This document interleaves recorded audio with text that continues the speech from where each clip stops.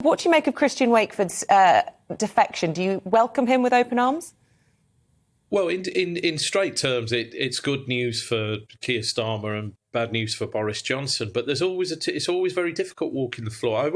I find it's very, very psychologically hard for a member of a particular party to move to another party. You know, you've the depth of thought that you have to go through to actually get over that floor. It's harder than it looks. I mean, I guess for the country, it's theatre. I guess in the long run, it shows that Keir Starmer is sort of getting the Labour Party back to the mainstream, is more credible.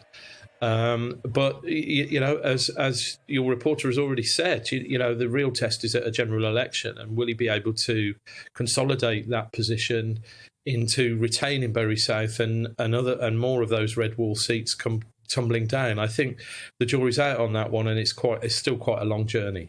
Tom, I was just looking at pictures of the house there and Wakefield crossing the floor, and you wonder, I mean, yeah, there are a lot of cheers, but you wonder how genuinely he will be welcomed. Would his choice have been harder if Jeremy Corbyn was still leader? I don't think he would have gone if Jeremy Corbyn was still leader.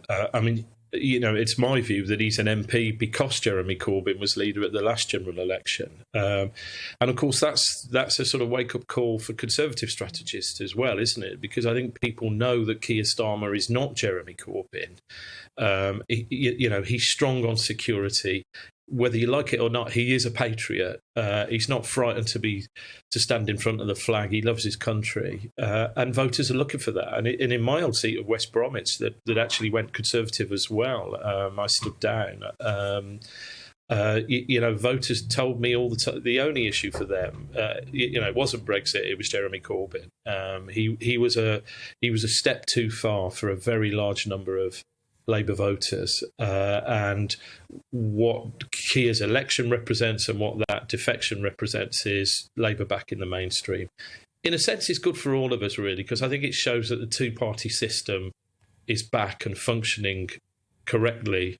We don't know the outcome of the next election, but I think we've got two parties that will give people a real choice.